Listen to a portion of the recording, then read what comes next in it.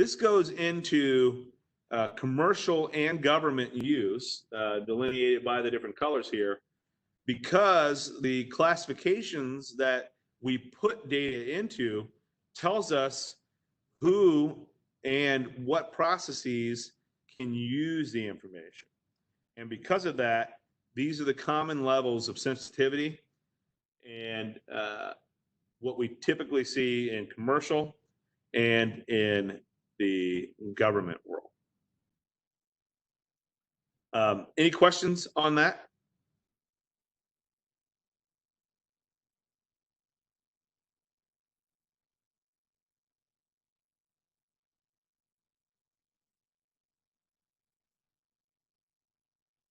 All right, so before we jump forward here, there are some things that I want to mention here.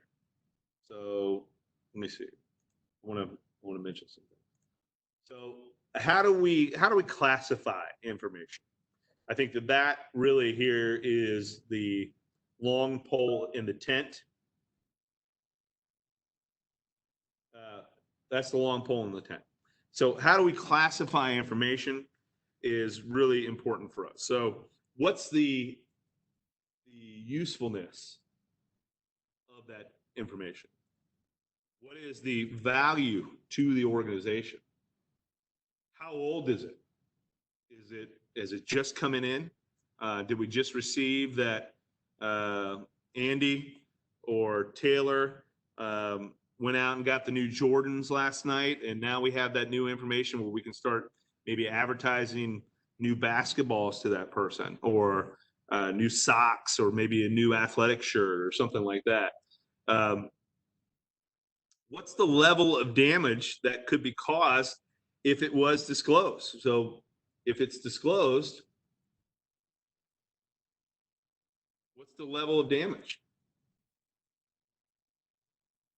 What would it have? What effect would it have?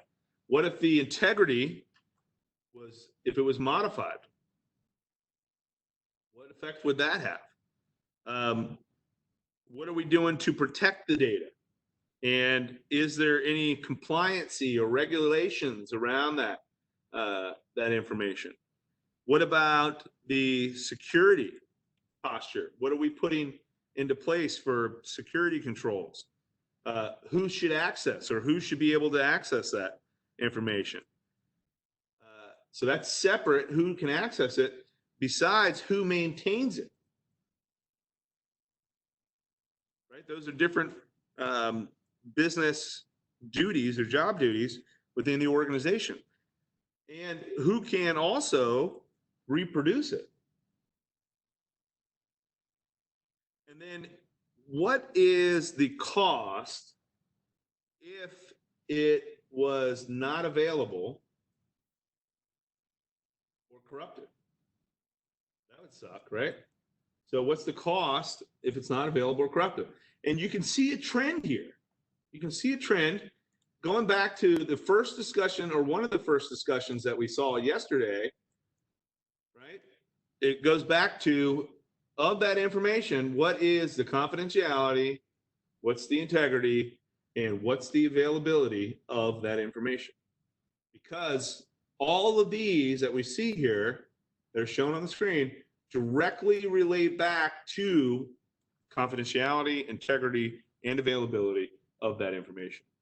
And once we go through and define these particular questions about that data and those data sets, we can now begin to classify that information.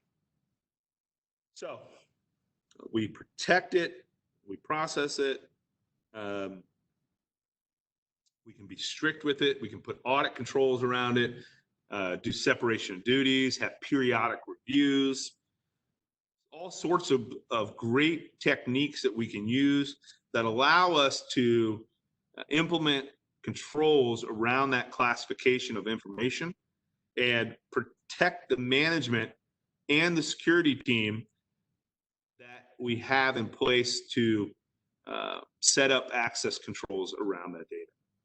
So it's very important because in addition to those data classification levels, the cost, again, going back to how much labor and how much time, how much are we willing to invest to protect that information? You know, the availability, are we going to spend money on backups and recovery? How often do we need to run those backups? How large of a data set is it? Would be directly corollary to how much data are we transmitting out to the Azure cloud, or maybe if we have a some sort of tape backup or tertiary backup, or AWS in a hybrid approach. Are we using change controls? Are we physically protecting that information? You know, there's all sorts of things like marking, labels, and handling procedures.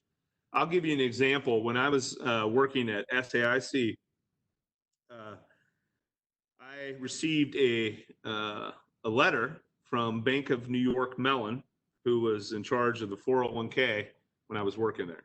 And apparently, Bank of New York Mellon was moving offices. They were moving their offices, and they had some paperwork from SAIC employees that they were moving from Office A to Office B. And let's say that there were 100 boxes of paperwork that they were moving from Office A to Office B. Well, apparently, the story that I heard was that one of those boxes was unaccounted for. And so they were expecting 100 at the new location. They only got 99. And because of that, they didn't know what box was missing and whose information was in that box. Because of that, they had to send out a letter to all SAIC employees saying that we've misplaced your information, your identity may be compromised. We're willing to spend money to protect your identity for 3 years. Here's where you go to try to do that. But immediately, you know, as a consumer, as a user of their service, you're like, WTF? I mean, what do you mean you lost the information? And immediately it makes you think to yourself, well, now I can't trust them. You know, what am I going to do now that I can't trust those guys with the 401k? Do I pull my 401k money out? Do I turn it into cash and put it somewhere else? Now I got some different things that I need to do. So I think about that, and you know, the sensitivity of that information was, to me at that time, that was one of the first times that my information had been compromised, and it kind of made me upset. So I wanted to find out more information about that.